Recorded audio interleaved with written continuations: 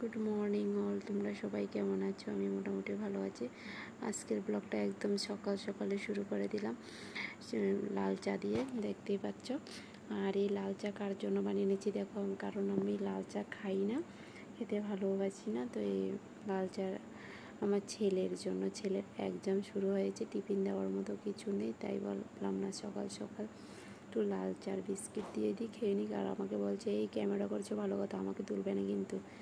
তো তার জন্য তুলে নিলাম না, ছেলেকে টিফিন দিয়ে স্নান সেরে নিলাম। স্নান সেরে আমি কী ইউজ করি সেটা তোমাদের সাথে একটু শেয়ার করছি আজকে।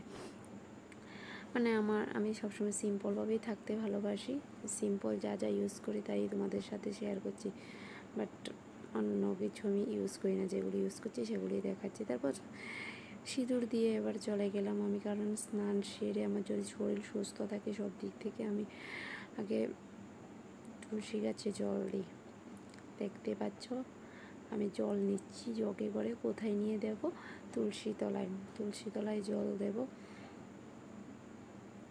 কি আর করবো বলো, স্নান সেরে সবাই ঠাকুরকে আগে ডাকে, তা আমিও সব সময়কার মতো ঠাকুরকে ডাকছি। কারণ সব কিছু তাও তোমাদের সাথে শেয়ার করা হয় না, কারণ আমার ক্যামেরা ধরার মতো কেউ নেই, তার জন্য তোমাদের সাথে সব কিছু শেয়ার করতে পারি না। আর একদিকে আমি মানসিকভাবে অতটাই খারাপ সিচুয়েশানে দিন কাটাচ্ছি যে তোমাদের সাথে কিছু শেয়ার করবো, এইটাও আমার মন মানসিকতা ঠিকঠাক থাকে না। জানি না ব্লগে কোনো কিছু যদি অবিচলভাবে বলে থাকি, সবাই একটু বুঝে নিও প্লিজ।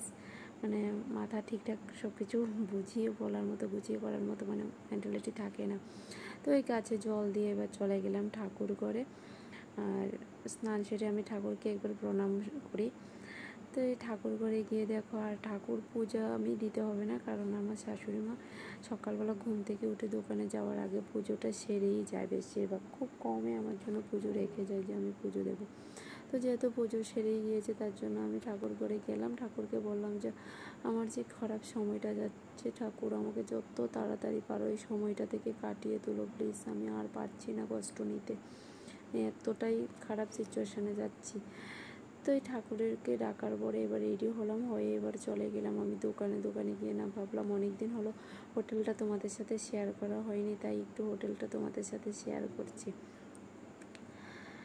আমার বাড়ির কাজ ছেড়ে আমাকে আবার হোটেলে যেতে হয়, দেখতে পাচ্ছ। আমি আগের ব্লগেও বলতাম আমার বর খুব কমই হোটেলে যায়, আর এখন আমার বর বেশিরভাগই মিষ্টির দোকানে থাকে।